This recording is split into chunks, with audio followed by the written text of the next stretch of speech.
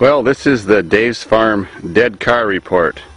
Volvo's not dead yet, but we have an American tourist here who's 17 learning how to fix cars. We found a blown off hose on the vacuum side of the intake system, which was a big diameter hose, so it was causing it not to send enough vacuum to the fuel injection thing that measures airflow, so we couldn't keep it running. And then we took it for a ride, had lots of power, but kept cutting out. So now we took the fuel filter off, blowing and cleaning it and reinstalling the assembly. The high output quad 4 Olds Achieva was dead in the water last week because the young guy let someone borrow it. He never had any off-roading experience. He hit a rock, broke the aluminum oil pan. So I've ground off all the crappy area. It wasn't that bad of a break. And I've used fiberglass reinforced body filler to make the repair. So it's going to be fine, and it keeps it away from rocks. And we all know this thing's got a broke differential, not fixed yet. For a while the Lumina had a hard to replace, or I mean very hard to repair, hole punched in the transmission side cover in behind the wheel and the motor mount. So by lowering the frame, jacking up the engine, removing the motor mount, a big blob of silicone fixed that. So she's not leaking anymore and driving great. Garrett's Tempo has definitely seen better days. Still running fine. He still has hopes for it, but not much. Tranny's bad too. And the iconic redneck roller coaster, well, it's so rusty it's almost breaking in half, and it has a blown head gasket, which always happens with those 2.2s. So it runs sometimes, but not for long, because it keeps putting water on the spark plugs and fouling it up.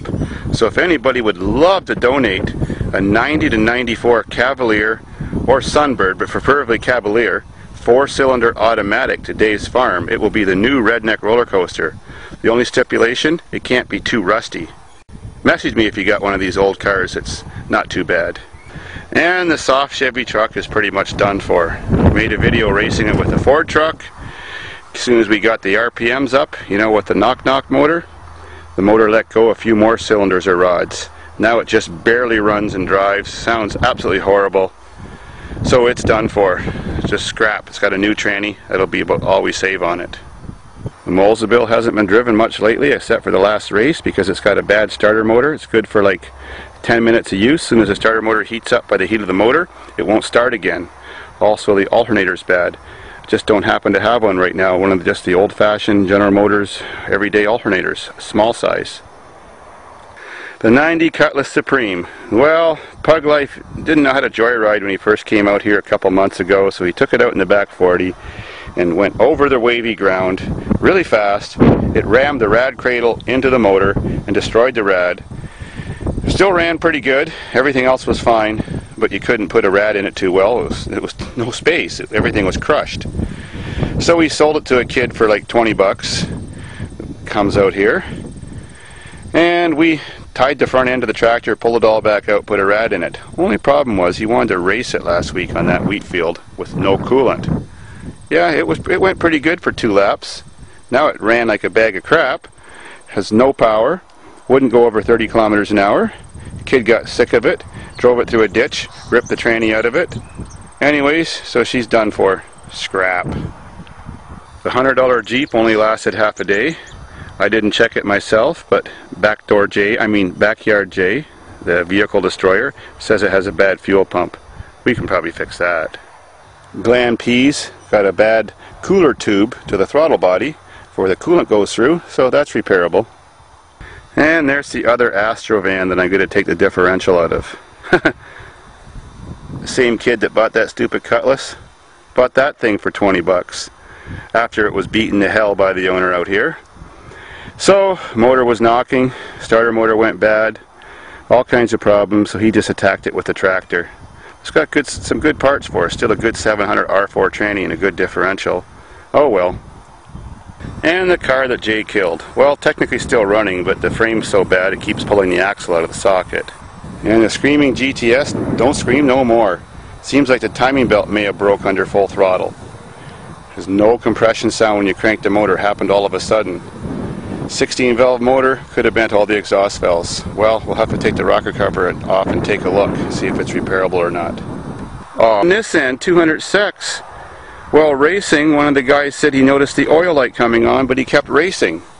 Gee whiz. Now the motor's blown. Had a whole bunch of rod knock when we pulled it over, ran a bit more, and totally conked out. She's done for. We love this car. It's still strong, got lots of life left in it. Does anybody have a 1.6 liter motor for one of these cars they'd like to donate, like from a Sentra or something? We'll put it back to life. Even the bus had its first problem after that race that day with Jen.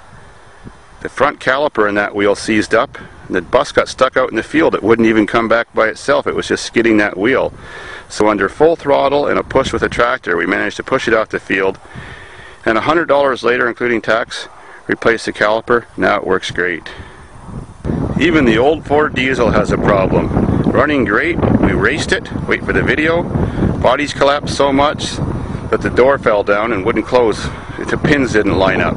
So, who needs a door at Davidsfarm? But the other problem is now we're back to bump starting it until I fix the starter motor. I bought a really good working used starter motor last year, but sitting out there in the snow, corrosion got into it and now the starter motor's messed up. So I think if I take it apart, disassemble it, clean it up, it'll be fine. The Jetta that we just changed the tranny on, well, the tranny's blown again. What do you guess? I think we're going to scrap it.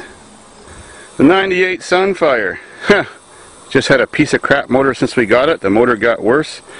It's not even drivable and jumpable anymore, so we're going to scrap that one too. We give all these cars away to free to anybody who's got a trailer to pick them up. The Dakota runs great, seems to drive okay, but the steering box in some positions goes click, click, click, click, and the steering wheel just keeps going round and round. Kind of dangerous to drive when sometimes you have no steering. I don't know if I'm going to fix that or not. It's a pain in the ass, and then it means I have to buy a steering box for it. Jen's car still runs like new, beaten and abused, but we thought it had a bad tranny. After a beating in the back 40, it had to be towed back. Picked it up, checked it out, turned out to be just a broken axle. We may fix that.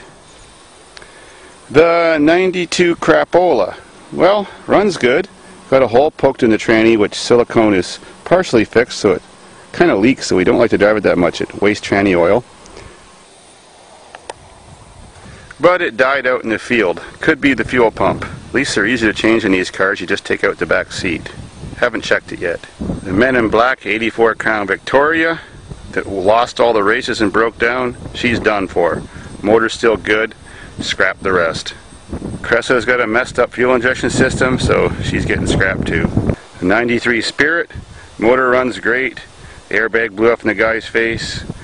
But big hole in the tranny and so many problems now since these guys didn't know how to off-road a car. First one they owned, you know.